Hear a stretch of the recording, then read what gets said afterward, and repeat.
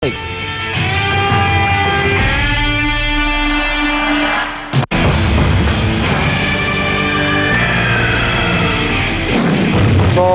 bukas, mga tol at mga kapatid, muling inanyahan namin kayo na abangan yung aming caravan. Ayun. May mga problema, Tol Rafi. Lahat ng klaseng problema, parang action center yan. Ayan. Na on the spot, action ng mga staff ng T3 at kasama iba't ibang ahensya ng ating pamalaan na para matugunan po yung mga hinaing. Hindi na kailangan i-repair na nandun na mismo yung kailangan nila. Yung police, GSIS, SSS, OWA, kumpleto. Pero nandun yung ating bunso.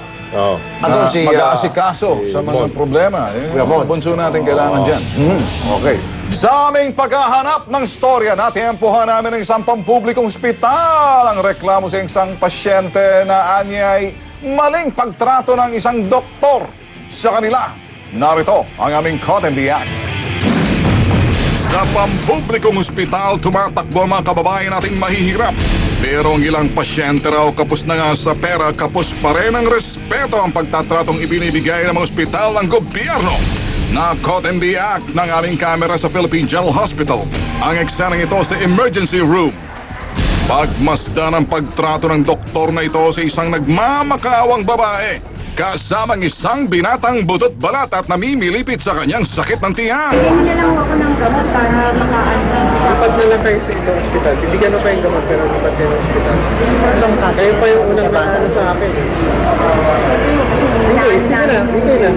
Sa halip na i-admit ang pasyente ng oras na iyon, pinagtabuyan pa sa ibang ospital. Katang nga ako yung CT scan, wala nga ako kaming pera. Kaya nga ako nakikiusap sa inyo, bro. Nilapitan namin ang pobreng ginang na itago natin sa pangalang Nelia. Dito nalaman na may sakit na kanser ang kanyang pamangkin at hindi makayanan ng kirot ng tiyan kaya isinugod sa ospital. Sa pag-iimbestiga ng caught in the act, nakilala namin ang doktor. Sinamahan namin si Nelia sa opisina ng supervisor ni Doctor para maayos ang sitwasyon. Pero hindi kami hinarap dahil dito, minabuti naming tanungin mismo si Doctor kung ano ang nangyari. At bakit gano'n ang naging trato niya sa pasyente ni Nelia. Ito ang sagot ng magaling na doktor.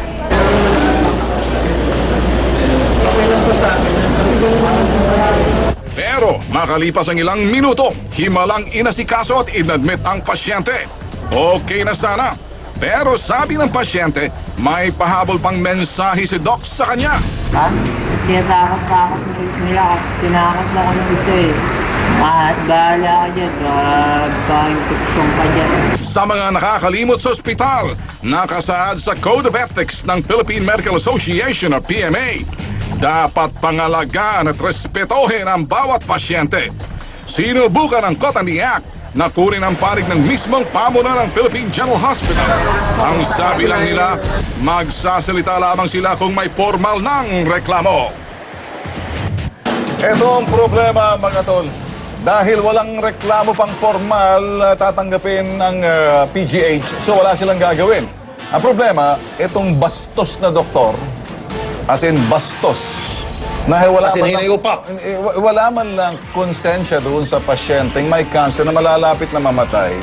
Eh kung hindi pa siguro nakita ng T3, tuloy ang pinagtabuyan. Mahirap na namimilipit ka sa sakit, pinagtatabuyan ka pa. Alam mo, Tol Ben, hindi yan ang unang kaso. May kaso na rin yan ng PGH last year. Kung maalala ko, ay medical malpractice.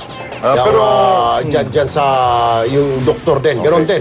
Medyo pag may mga problema sila, hindi ka kakausapin. Kailangan hingi sila ng sulat, magmamakaawa ka na ma-interview sila, kukunin mo ang panig nila. Otherwise, hindi ka nila kakausapin. Ito tol, ano? Pero in fairness naman sa PGH, meron kasi, meron mga mababait din na mga doktor. Meron din. Mga health worker sa PGH. Meron din. Garantisado. In fact, yung wanted sa radyo, marami kaming nakukonta kapag kailangan namin mag-refer. However, meron pa rin talagang mga bulok na itlog ika nga sa isang organisasyon, tulad yan sa PGH, na mga walang hiya, sabi ko nga. Okay, pero kinakailangan dito, tol, may proseso. Ang proseso kasi hindi sila under DOH. Yeah. Ang pondo nito ay galing sa gobyerno, parang may kinalaman doon sa universidad. And itong independyente, halimbawa, paano sila tumatanggap ng reklamo tulad nito? Hindi nila pwedeng i-handle yan kung nakita nila, let's say, pambabastos, wala silang gagawin.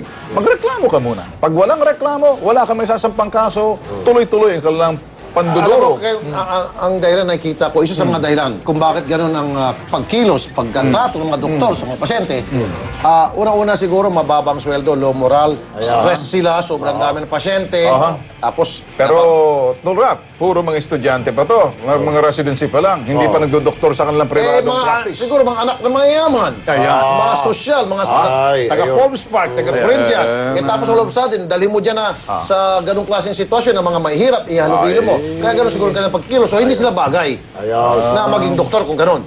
Di ba? Gusto mo bang Mag-ano lang sila, yung nag-ano ng mga plastic surgery na doktor. Kung sakaling Yung hindi ka mayaman. naging broadcaster, gusto mo bang maging doktor? Pwede rin. Ako, gusto ko maging doktor. Bakit? Ha? Ano? Ay, para marami akong madoktor. Teka muna, baka ba MTRCB tayo? Hindi, para marami akong madoktor ng pagkakamali. Okay. Tandaan, asawa ko doktor. Father-in-law ko wala, doktor. wala, legend, Father-in-law ko doktor. Hindi. Ako naman, si doktor. Para doon sa mga manggagansyong dodoktorin ko. Wala kang girlfriend na magiging doktor pala. Teka muna. Yan! Yan ang 30 minutong aksyon. Ora mismo. Ewan ka na awan. Ako po si Rafi Tulfo. Talagang binibitag nyo. Salamat sa inyong pagtitiwala, Ben Tulfo. Ako po, Sir Tulfo, hanggang bukas mga kapatid. Ito ang Padala Servisyo Publiko T3. Ang bumangga. Erwin Kerapi at kay Ben Tulfo.